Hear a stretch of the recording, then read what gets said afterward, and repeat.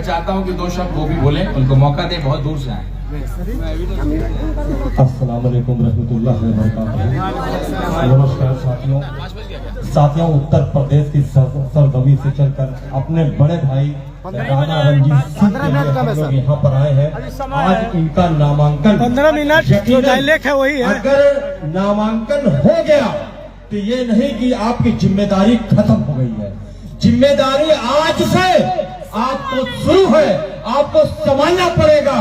आप यहाँ से जाएंगे तो घर घर, एक एक गांव आप जाकर दरवाजे दरवाजे पर दस्तक देंगे। अब पतन के निशान को कामयाब करने के लिए, अपने भाई को कामयाब करने के लिए आप वोट करेंगे और लोगों से गुजारिश करेंगे। क्या मेरे साथियों आप सब तैयार हैं?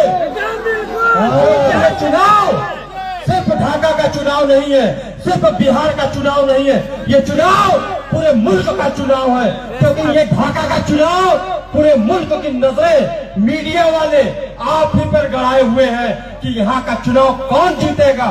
तो ये आपके हाथों में फैसला है कि आप किसको जिता रहे हैं, किसको हरा रहे हैं। मगर मुझे जो लग रहा है कि आपने फैसला कर लिया है कि आप पतंग के निशान को कामयाब करेंगे, बैरिस्टर हाजी असदुद्दीन ओवैसी साहब को कामयाब करेंगे, राणा रणजीत सिंह को आप कामयाब करेंगे। क्योंकि ये आपका भाई नहीं, आपका बेटा भी है।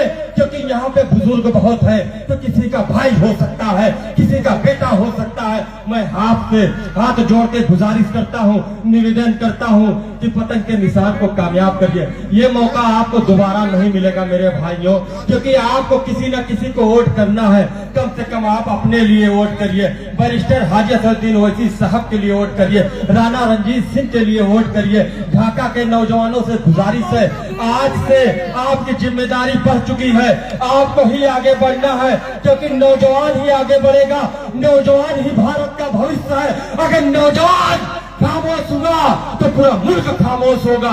ये जिम्मेदारी आपकी है।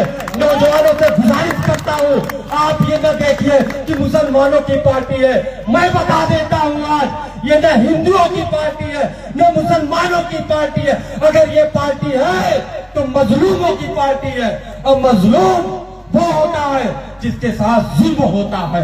जुल्म किसी के साथ हो सकता है, जुल्म हिंदू के साथ हो सकता है, जुल्म दलित के साथ हो सकता है, जुल्म मुसलमान के साथ हो सकता है। इसलिए इस पार्टी का नाम ऑल इंडिया मजलिस इत्तेहादुल मुस्लिमीन है।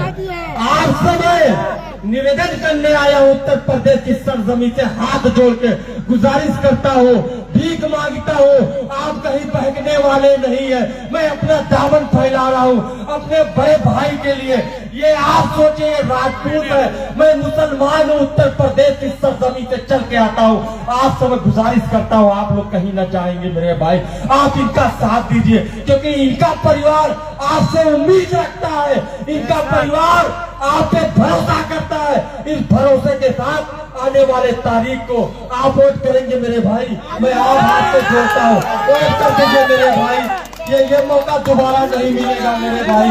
बैरिस्टर हाजी असदुद्दीन ओवैसी साहब हैदराबाद की सरजमी से बिहार की सरजमी को अपनी सरजमी मानते हैं। उनकी लाज रख लीजिए बिहार वासियों, आपके हाथ में है मेरे भाई। मैं हाथ जोड़ता हूँ, आप एक बार हमारे माननीय राणा रणजीत साहब को विधायक बना के देखिए। किसी के ऊपर जुल्म नहीं होगा, किसी के ऊपर जुल्म नहीं होगा, किसी भी बिरादरी का हो मेरे भाई। इस बात की गारंटी लेते हैं क्योंकि हम लोग जानते हैं राणा रणजीत भैया को कि कैसे है कैसे नहीं है।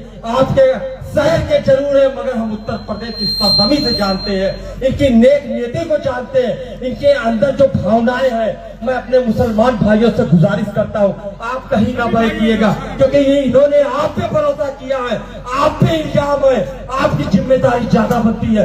मुसलमान भाइयों की सारी जिम्मेदारियां बनती है कि आप अपने भाई को, अपने बेटे को कामयाब करके विधानसभा में भेजने का काम करें। उसके बाद देखिए बिहार की सरजमी पर सिर्फ आपका नाम दिखाई देगा मेरे भाई। कहने सुनने मुझसे कोई गलती की माफी चाहता हूँ। अस्सलाम वालेकुम रहमतुल्लाहि व बरकातहू। एक बार फिर से मोदबाना गुजारिश करता हूँ, आने वाले कल में आप लोग इधर उधर न जाइएगा मेरे भाई। आज सब तैयार रहेगा। जय हिंद, जय भारत, जय भीम।